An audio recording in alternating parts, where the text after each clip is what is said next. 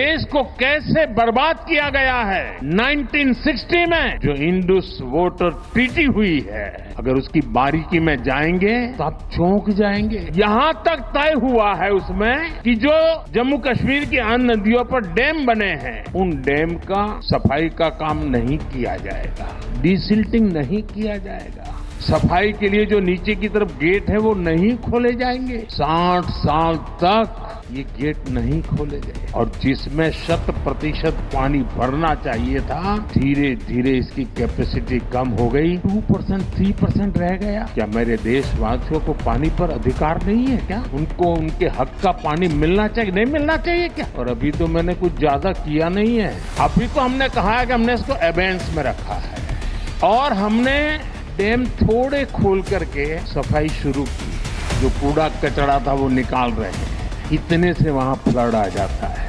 भारत के वज़ीर-ए-आज़म नरेंद्र मोदी ने आज फिर पाकिस्तान को ललकारा है। पहला टेरर अटैक हुआ था वो एक मुजाहिद ने 1947 में किया था। नरेंद्र मोदी साहब बेसिकली नई तारीख लिखना चाहते हैं। मैंने आपको कई दफा कहा है, मेरा ख्याल है कि मोदी साहब ने यह फैसला कर लिया है कि पाकिस्तान के साथ जंगो जदल होगा, लड़ाई होगा, अपनी आवाम को दूर कर दो पाकिस्तान से। हमने दुनिया में एस्टैब्लिश करना था इंडिया एक एग्रेसर मुल्क है, हमने वो एस्टैब्लिश कर लिया। मोदी साहब के पास बहुत जबरदस्त चॉइस है, या वो इस खित्ते के लीडर बन जाएं और कहें मैं इकोनॉमी की सबकी बेहतर करना चाहता हूं, या अपने मुल्क का लीडर बन के और इस खित्ते के अंदर हमेशा हमेशा के लिए जंगो जदल शुरू कर दें। गोली का जवाब गोले से, ईंट का जवाब पत्थर से। सो ये है मोदी साहब।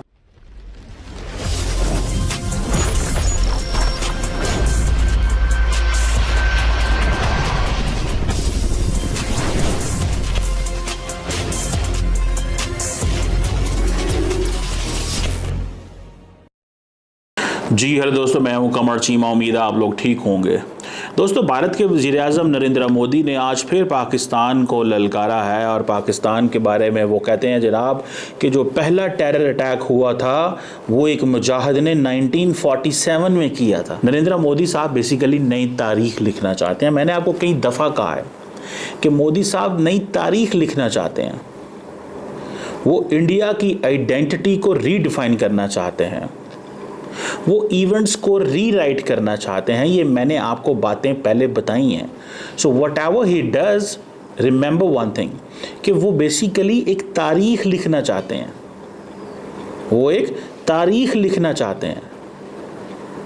और अगर आप देखें कि वो कह रहे हैं कि पाकिस्तान प्रॉक्सी वॉर में इंडिया हमेशा से इन्वॉल्व रहा है, ये किस भारतीय वज़ीर-ए-आज़म ने आपसे पहले कहा था कि पाकिस्तान प्रॉक्सी वॉर में इन्वॉल्व रहा है? किस भारतीय वज़ीर-ए-आज़म ने ये कहा है?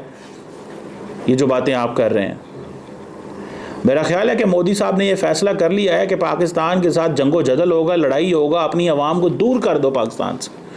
कोशिश करके देख लें, हम तो अमन की बात करेंगे और आप चले जाएंगे, हम चले जाएंगे। आज से आने वाले 10, 20, 40, 50 साल बाद लोग फिर मिल बैठेंगे, ये बॉर्डर खुलेंगे। मोदी साहब, मैं मोदी साहब को बताना चाहता हूँ, ये बॉर्डर खुलेंगे। हम ना देखेंगे, कोई और देखेगा।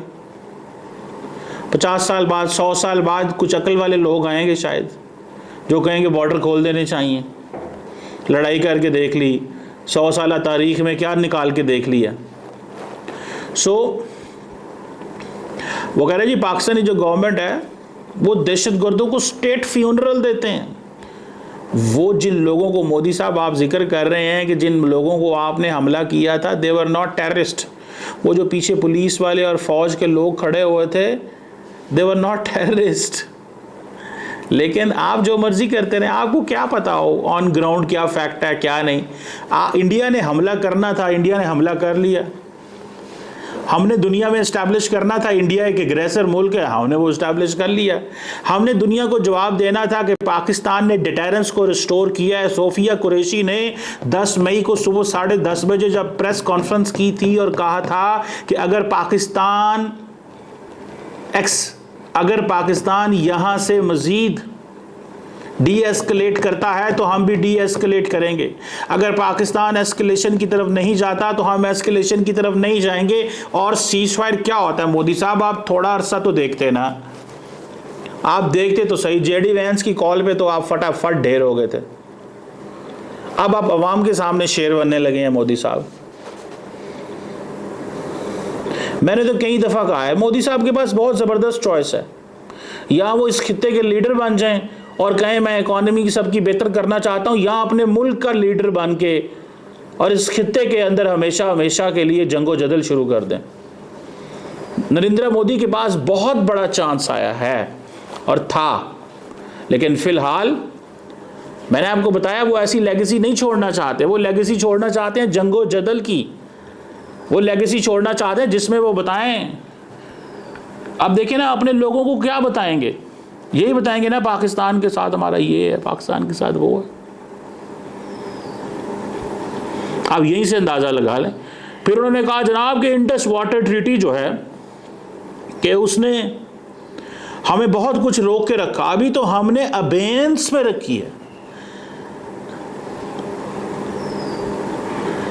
वो जो उन्होंने बात की ना, the water treaty has been held in abeyance, अभी तो हम उसको देखने लगे हैं। इस अबेंस में बहुत कुछ करेंगे। जब पाकिस्तान इंटरनेशनली इसको लेके जाएगा तो तब हम बहुत कुछ वहां पे जाके मान जाएंगे, बहुत कुछ कर लेंगे। तब तक इंडिया यूनिलैटरली, इंडिया इस खित्ते में एग्रेशन करना चाहता है। इंडिया एग्रेशन की बात करता है, लड़ाई की बात कर रहा है। अपने लोगों को कह रहे हैं कि मेरे लोगों को पानी का हक है, बिल्कुल पानी का हक है, but as per the law ना। वो जो अजय बंगा ने कहा था कि 1960 में ये जो ट्रीटी हुई उसमें दोनों मुल्क उससे निकल सकते हैं, एक थोड़े ही निकल सकता है।